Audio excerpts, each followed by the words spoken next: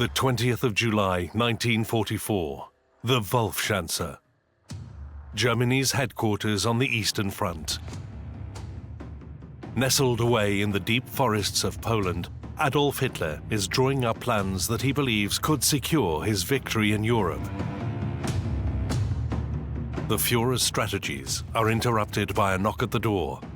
Colonel Klaus von Stauffenberg, Hitler's trusted chief of staff, walks in holding a briefcase. But Stauffenberg is not here to talk battle plans. He's here to kill Hitler.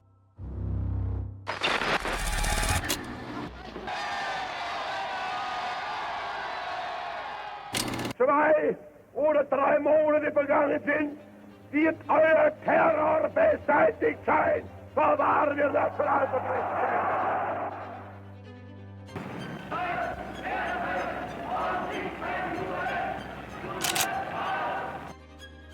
There were lots of plots to kill Hitler, and he survived so many that it made Hitler feel that he really did have this kind of divine providence behind him that made him survive. Juden ist uns verschrieben und verfallen mit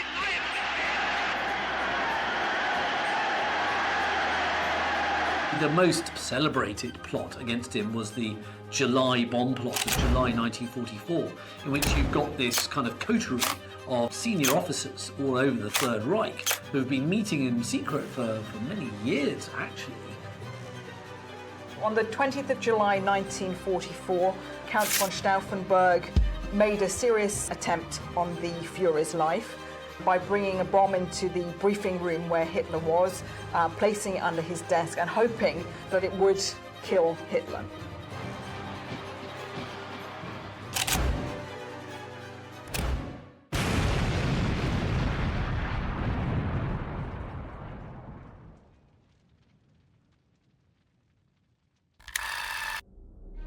Adolf Hitler, the most notorious dictator of the 20th century.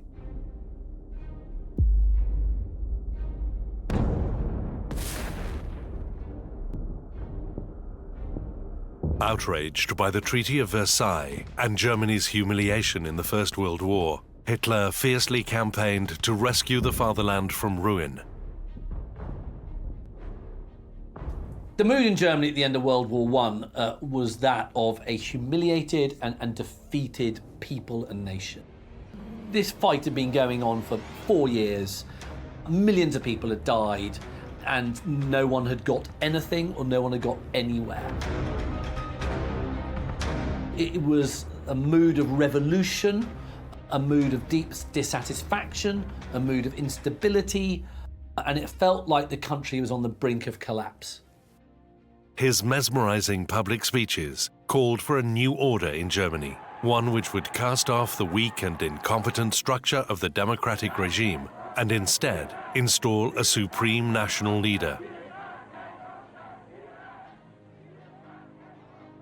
Citizens from all corners of the country fell for the relentless promotion of his ideology, and Hitler successfully recast himself as Germany's savior. What Hitler is absolutely amazing at is speech making. And to begin to understand Hitler, you've really got to understand that he was the most amazing demagogue. Hitler's speeches are really vitriolic, but they're very effective, and they attract regular audiences. And he's really good at using populist themes, and he labels scapegoats for losing the war. You name it, Jews, communists, whoever Hitler hates on that given moment, he'll lay into them. Listeners are listening and watching this, and they're thinking, yes, these are the reasons for our economic hardships. And Hitler's also got this huge personal magnetism. And he's got this instinctive understanding of the psychology of crowds. And of course, like any really brilliant public speaker, he's going to use that to his advantage. It's like a conductor with an orchestra. Zwei oder drei Monate vergangen sind, wird euer Terror beseitigt sein. Verwahren wir Nationalsozialismus! Like many dictators before him, he became insistent on protecting his godlike image and divine right to power. The Führer kept himself away from the more violent and brutal aspects of the regime. He promoted anti-Jewish propaganda, but refused to bloody his own hands, relying instead on his loyal circle to rid Germany of its enemies.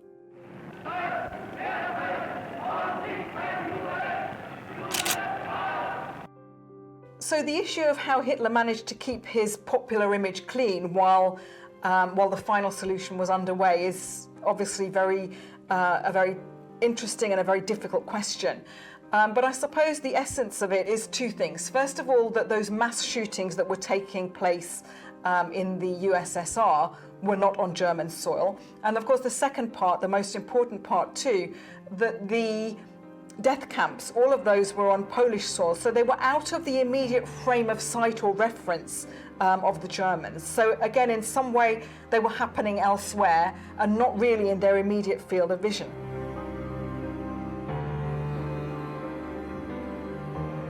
Hitler is always mindful of public opinion. I think that it's always important to remember that Hitler, does always worry about what the German people think about him. He doesn't just sort of seize power in 1933 and then not care. He wants to be liked, he wants to be popular, he is a political leader after all, and all political leaders, democratic or fascist or otherwise, want to be liked.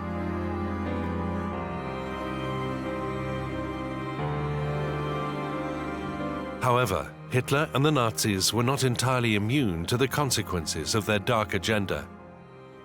Feelings of disillusionment and disgust built up among certain individuals, and by 1944, Hitler faced the biggest threat to his life yet. Out of Hitler's Nazi regime spilled not only a drive to preserve the country's economy and global status, Nazism also meant the annihilation of Germany's enemies. And in 1935, the creation of the Nuremberg Laws set its sights firmly on the most hated group in Germany, the Jews. So we know that from as early as Hitler's writings in Mein Kampf that he was personally anti-Semitic. So we see his personal anti-Semitism translated into state policy. There were many different measures, legal measures, taken against the Jews, and also illegal measures as well. So very early on there was a boycott of Jewish shops and businesses. Very early on too there was a civil service law which essentially threw out Jewish civil servants from their positions. The Nuremberg laws really put into place some legal parameters for how the situation would be with Germany's Jews. But what they did really was to turn Germany's Jews into second-class citizens, really to take away their equal citizenship rights, and also to forbid marriage or sexual relations between Jews and Aryans. Many citizens bought into the ideology that the very presence of Jews threatened the German people. Ordinary people everywhere began practicing anti-Semitic views and encouraging the idea that Jews were an inferior race, separate to the superior Aryan Germans. Und wenn die jüdischen Zeitungen heute glauben, auf versteckte Drohungen die nationalsozialistische Bewegung einschüchtern zu können, wenn sie heute glauben, unsere Notverordnungen umgehen zu dürfen, sie sollen sich hüten. Einmal wird unsere Geduld zu Ende sein und dann wird den Juden das freche Lügen mal gestoppt werden. Before long, such poisonous rhetoric turned into violent action, and on the 9th of November 1938, the Nazi regime coordinated a wave of attacks across the country.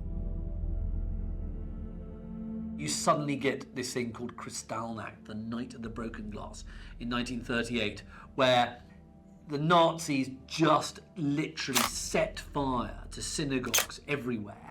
The world really noticed, on Kristallnacht, this absolutely horrific destruction, slaughter, violence carried out by the state against its own people. It showed the world what Hitler was. He was effectively a gangster and a murderer. The violence was supposed to look like an unplanned outburst of popular anger against Jews. But in reality, Kristallnacht was state-sponsored vandalism and arson. Nazi leaders actively coordinated it with Adolf Hitler's support.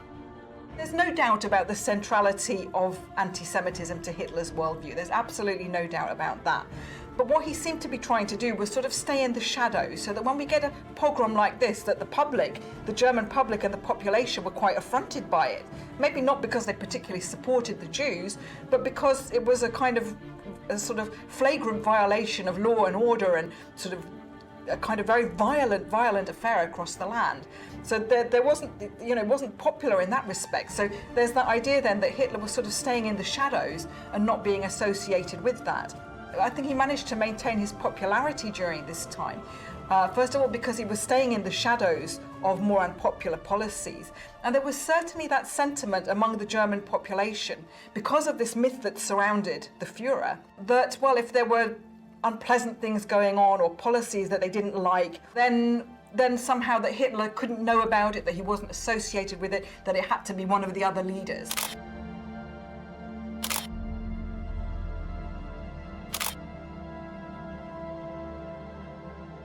Universal approval of the violent pogroms was not a reality for Hitler. In fact, opposition lurked in unexpected places and arose from unexpected individuals. Major General Henning von Treschow absolutely despised the Nuremberg laws and the violent Kristallnacht attacks. From as early as the 1930s, the Nazi officer had been plotting Hitler's overthrow and gathering a trusted circle of people to assassinate the Führer. Treschow's disgust towards extreme anti-Semitism consequently spurred him on to become a key architect of Operation Valkyrie. Meanwhile, at the graveyard attached to the institution, bodies are exhumed for autopsy. 20,000 are buried here.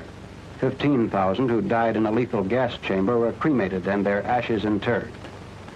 Death books found hidden in the wine cellar of the Hadamar Institution revealed part of the story of the mass killings. The bulky volumes contain thousands of death certificates. Profession unknown, nationality unknown was written after each name. Feelings of disenchantment, however, did not halt with Hitler's anti-Jewish policies.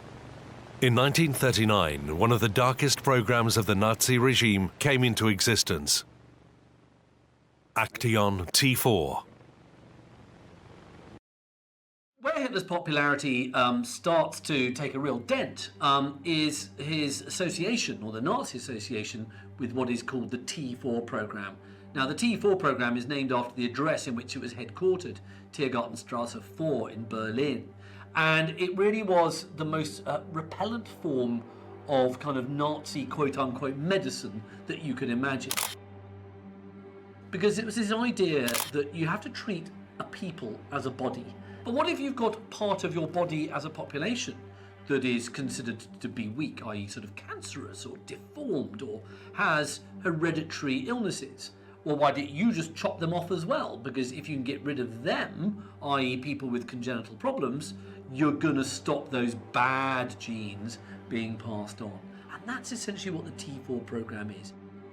It is basically chopping people out of life. You're killing them. You're killing children with epilepsy. You're killing people who've got mild spinal deformities. You're killing people who've even got stutters, because you're saying they're genetically weak and we don't want them if we're going to make this strong, blonde, Aryan race full of perfect superhumans. It's kind of pseudo-medicine, it's pseudo-science. The unlawful system of mass murder outraged many German citizens, particularly Protestants and Catholics who led protests against the exterminations.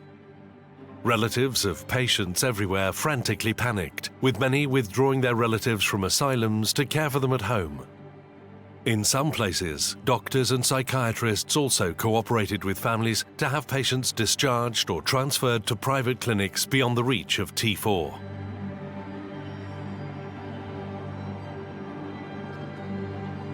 Führer Chancellery Director Philipp Bohler and physician Karl Brandt led the killing operation. Under their leadership, T4 operatives established 6 gassing installations for adults as part of the euthanasia action. For every person killed, a death certificate was prepared, giving a false but plausible cause of death to hide the evil reality. Hitler publicly cancelled the program in 1941 after outcry from the German people. However, the killings in fact continued until the end of the war. By 1945, the Nazis had callously murdered as many as 300,000 innocent people.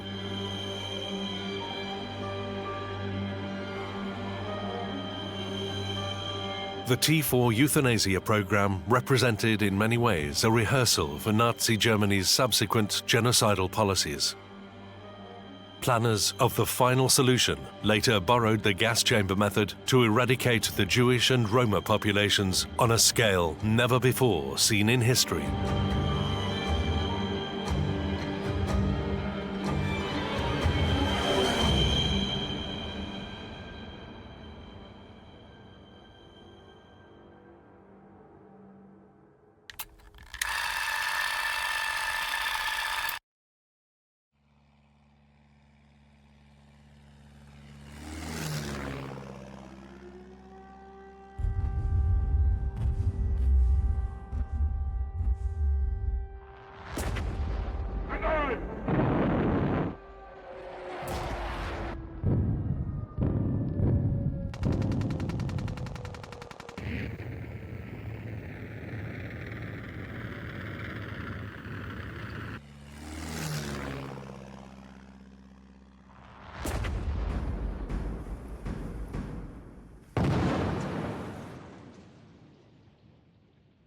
Two years into the largest conflict in history, Adolf Hitler devised his riskiest move yet, Operation Barbarossa. Hitler despised Bolshevism and Stalin's regime. Intent on wiping out the Soviet Union, he ordered Nazi troops to invade Russian-occupied territory on the 22nd of June, 1941. A infantaria italiana rechaçando ataque dos soviéticos.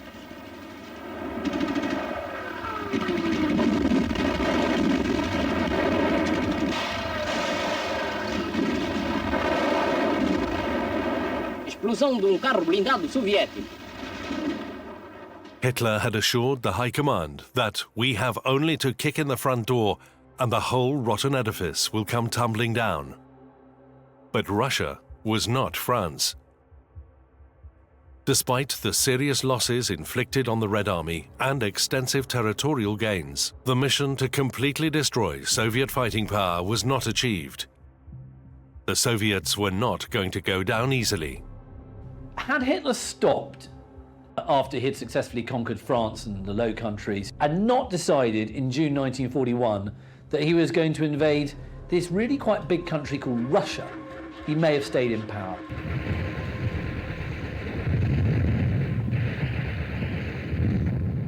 But of course, what Stalin's got is a lot of room to fight in, because he can retreat and retreat and retreat and retreat, and you've still got thousands of miles of Russia behind you that you can fall back on. But also what Stalin does is he's very good at regrouping and getting his forces back together. Germans use a lot of over-designed tanks, over-designed uniforms, over-designed weapons. What the Russians are good at doing is just getting things together in a kind of makeshift way, but that works. You know, everything the Russians have, uniforms, tanks, weaponry, it's all really simple, really easy to use, really easy to mass produce very, very quickly. German kit takes ages to produce. So this is another real problem that's faced by the Germans. 1942 would be an even worse year for Hitler's fight in the East. The Führer hoped to take the strategic city of Stalingrad easily. But the well-armed Red Army and the fierce Russian winter made German soldiers' lives absolute hell.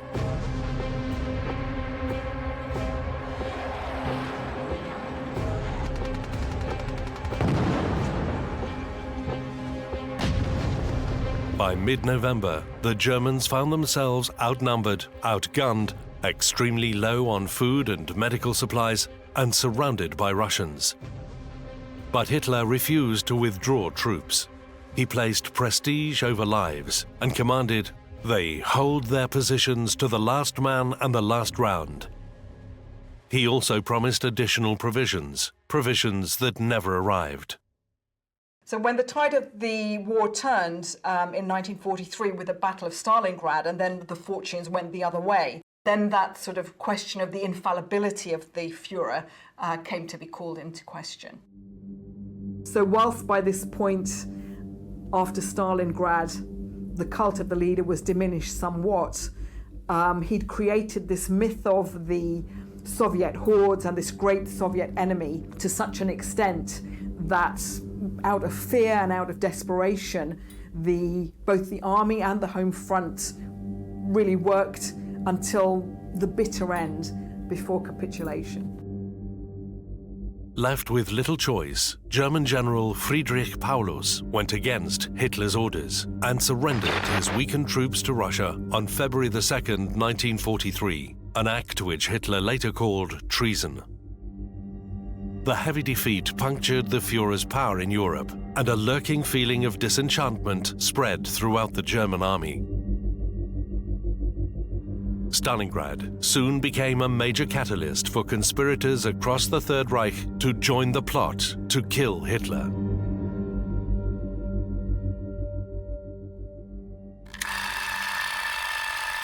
Klaus von Stauffenberg was no exception.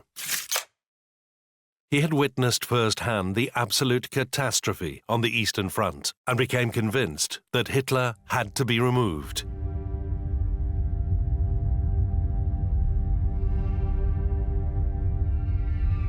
Stauffenberg was born into an aristocratic family. Despite joining the Wehrmacht, he, like many elites, tended to view the Nazis with distaste. However, it would not just be a class issue that persuaded Stauffenberg to turn away from his divine leader. His time on the Eastern Front opened his eyes to the mass murder of Jews and Slavs. Outraged, the young officer openly stated, "They are shooting Jews in masses. These crimes must not be allowed to continue." As well as places like Auschwitz, which were relatively easy to keep quite secret, what people also knew about from troops returning from the front, and especially from the Eastern Front, was the Einsatzgruppen, the mobile killing squads that went behind the German lines, killing anybody they regarded as being an enemy of the Third Reich, such as Jews and communists and so on. And the Einsatzgruppen killed millions of people, and it was impossible to keep that quiet. Stauffenberg became so vocal in his criticism, his officers decided that he should be posted to Tunisia, a move which would end with Stauffenberg losing his left eye, his right hand, and 2 fingers in a surprise attack by American fighter aircraft. Stauffenberg's life-changing injuries did not hinder his mission to rid Germany of its ruthless dictator. Instead, his fate placed him in an even better position to implement the plot, right at the heart of Berlin.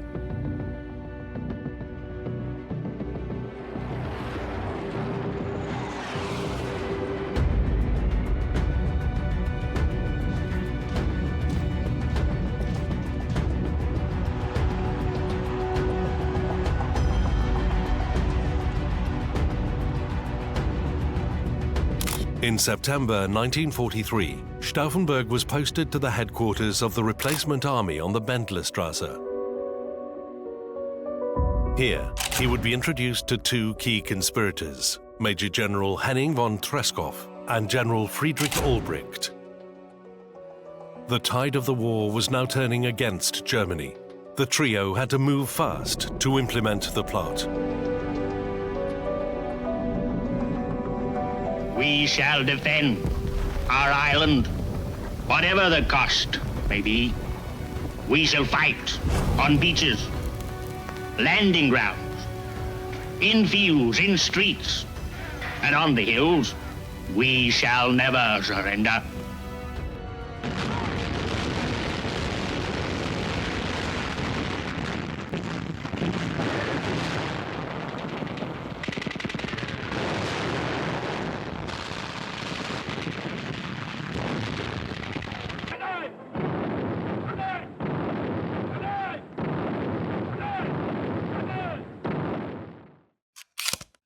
Albrecht put forward a new strategy for staging a coup against Hitler. The replacement army had an operational plan called Operation Valkyrie, to be used in the event of a breakdown of law and order. Valkyrie was the perfect way to mobilize the reserve army during the takeover. Tresckow and Stauffenberg worked tirelessly to modify Valkyrie and at the same time remain undiscovered. The pair drafted plans to occupy German cities, take control of Heinrich Himmler's SS and Gestapo, and even arrest the Nazi leadership. The plotters finalized every tiny detail, even devising a whole new government structure following takeover. General Ludwig Beck would be placed as head of state. The long-term resistor Dr. Karl Friedrich Gödler would become Germany's new chancellor. Tresckow would take control of all German security services, and either Albrecht or Stauffenberg would serve as state secretary. The only question that remained was how to kill Hitler. There were lots of plots to kill Hitler, and he survived so many that it made Hitler feel that he really did have this kind of divine providence behind him that made him survive. But actually the most kind of celebrated plot against him was the July bomb plot of July 1944, in which you've got this kind of coterie of senior officers all over the Third Reich who have been meeting in secret for many years, actually. What they want to do is to get rid of Hitler. And they don't want to get rid of Hitler because he's evil. That may be part of it. They want to get rid of Hitler because they think he's fighting the war badly. And they just are fed up with him. And indeed, Hitler is fighting the war badly because he's a terrible, terrible strategist. The conspirators considered poisoning his food and even shooting the Führer at a dinner party. But by late 1943, Hitler had become increasingly paranoid and suspicious, often abruptly changing plans or tightening access. In the end, a time bomb was the only option.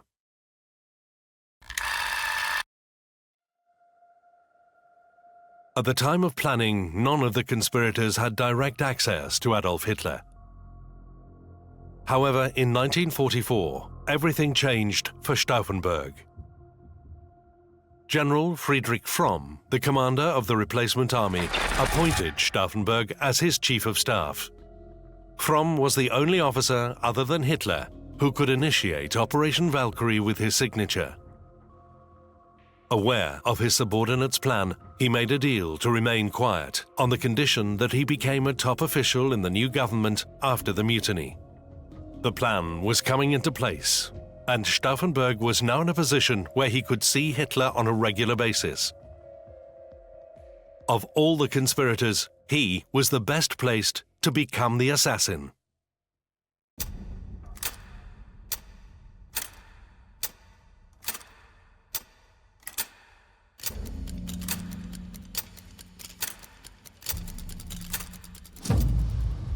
Time was ticking.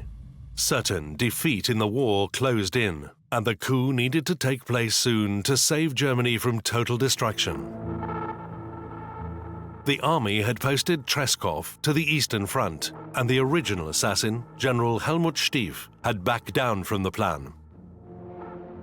Stauffenberg took total control of the resistance, but in doing so, he placed himself as both the assassin and the commander of the Valkyrie operation in Berlin.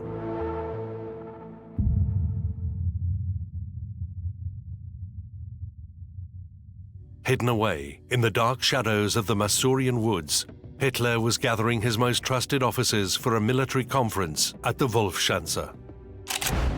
It was the 20th of July 1944, and Stauffenberg found himself in the Eastern Front headquarters alongside his aide, Lieutenant Werner von Haiften.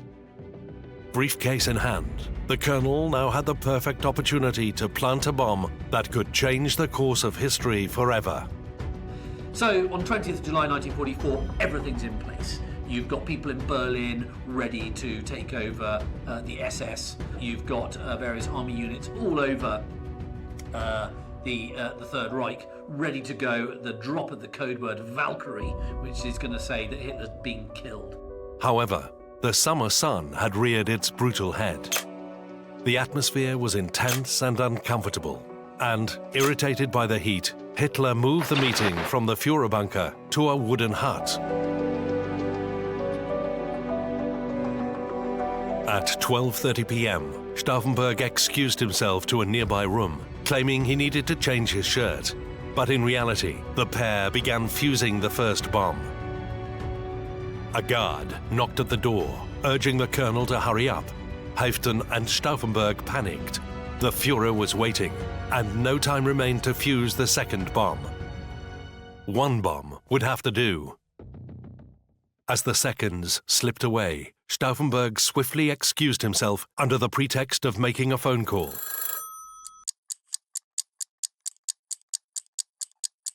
But unbeknownst to the would-be assassin, Colonel Heinz Brandt, positioned next to Hitler, inadvertently collided with the briefcase, deftly nudging it behind a table leg. The fate of Europe now hung in the balance. At 12:42 p.m., the bomb detonated. Shockwaves reverberated through the Wolfschanze. Stauffenberg and Haeften quickly escaped, driving to a nearby airfield to return to Berlin and finish the job.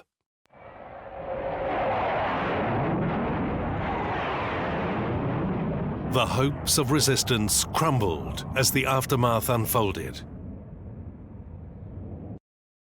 Stauffenberg, Olbricht, and Ludwig Beck rushed to commandeer various government buildings and arrested General Fromm for refusal to cooperate until Hitler's death had been confirmed. But soon came the news they had been fearing. Hitler was, in fact, very much alive. As it happened, the furniture took most of the blast, and Hitler got away with just very superficial injuries, and put into place straight away the capture, the arrest, and then the execution of all of those who were involved in that bomb plot. Had the bomb found its place to Hitler's left, had the meeting unfolded in the Führerbunker, and had Stauffenberg triggered both devices, the assassination's success would have seemed inevitable. Yet fate intervened. Hitler emerged with only limited injuries, sheltered by a table leg that absorbed the brunt of the blast. The plan had faltered.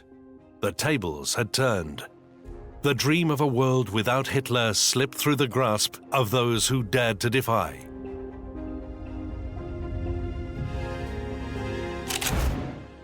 Furious and humiliated, Hitler ordered commanding officer Otto Ernst Rehmer to arrest the conspirators and bring them to him alive. But a bitter General Fromm had other ideas. To hide his involvement, Fromm ordered immediate court-martials. The conspirators now faced swift and brutal reprisals for their bold attempt to alter the course of history. Ludwig Beck asked for a pistol and shot himself, the first of many suicide attempts in the coming days. At 0010 hours on the 21st of July 1944, Colonel von Stauffenberg, General Friedrich Olbricht, Lieutenant Werner von Haeften, and another officer, Albrecht Merz von Quernhem, were killed by firing squad in the Blenderblock courtyard. On the Eastern Front, Treskov learned of the plotter's fate and committed suicide. Until the end, he remained loyal to the cause. The plot to kill Hitler was well and truly over. The 20th of July plot serves as a testament to the bravery of those who dared to stand against a ruthless regime, even in the face of almost insurmountable odds. If the plan had succeeded, it would have undoubtedly shortened the war by many months and saved countless lives.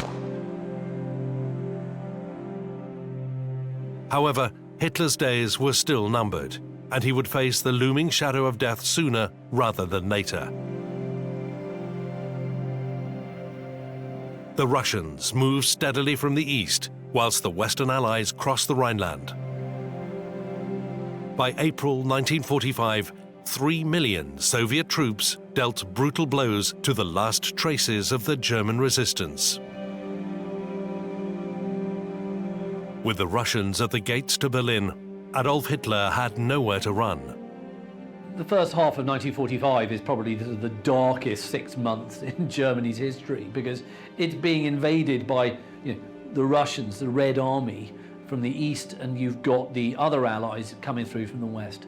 And it's the Russians who reach Berlin first.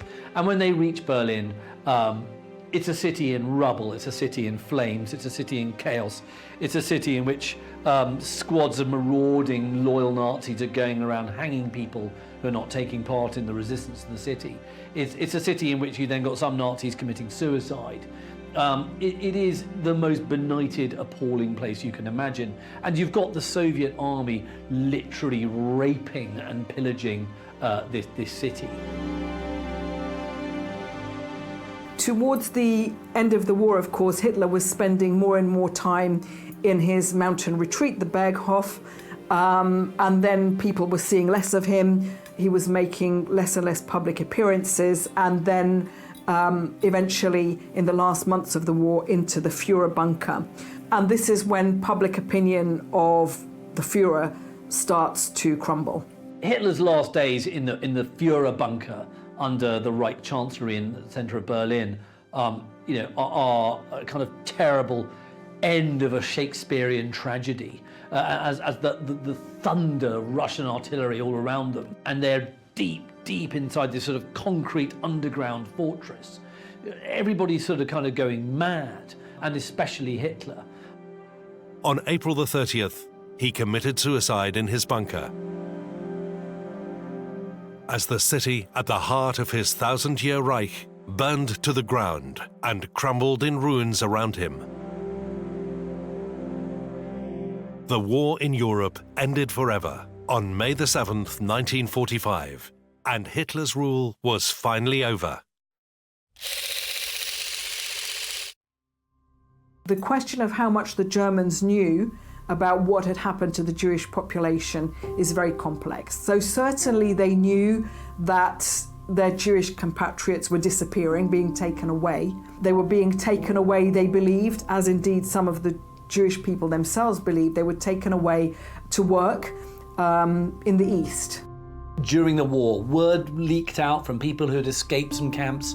There were aerial pictures taken of places like Auschwitz. So, by the middle of the war, the world at large had a very good idea that this slaughter was being carried out on an industrial scale. Yes, some rumours did circulate back from soldiers on leave, and other information did filter back to the Reich, but the German population was busy with facing its own war, dealing on a day-to-day basis with the course of the war, Allied bombings, rationing, food shortages. There was a deliberate policy on the part of the Nazis that this extermination should take place not on German soil. So these death camps were all in Poland, so they were out of the direct line of vision of the German population. When the Germans fully appreciated what had been done in their name by the Nazis, it took a very long time for that to sink in. If you look at public opinion polls carried out in the 40s and the 50s in Germany, there was still a lot of residual affection for Nazism. It was felt that this was something that had made Germany great again. It was something that had got things moving and done. Yes, there had been excesses, the small matter of the Holocaust, clearly. But some people in Germany were willing just to say, if we can divorce the kind of genocide bit from Nazism, is Nazism so bad? A minority of Germans were still, affectionate towards Nazism and towards Hitler.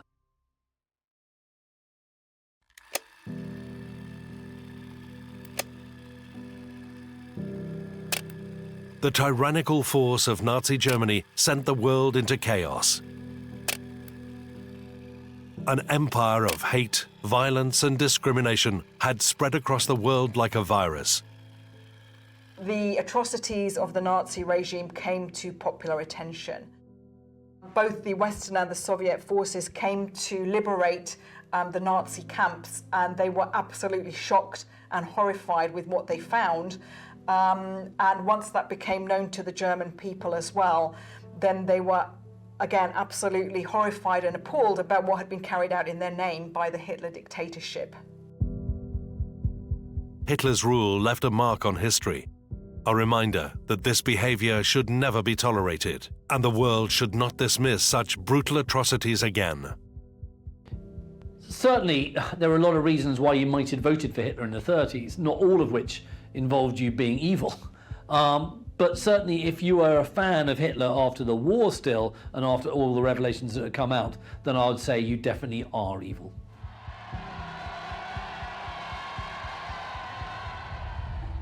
Today, the Valkyrie conspirators are memorialized as heroes, even inscribed into the very geography of Germany through street names.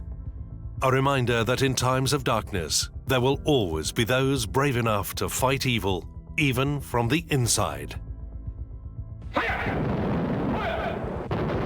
German guns, German bombs. In diesen 13 Jahren haben wir auf allen Gebieten jammervoll versagt.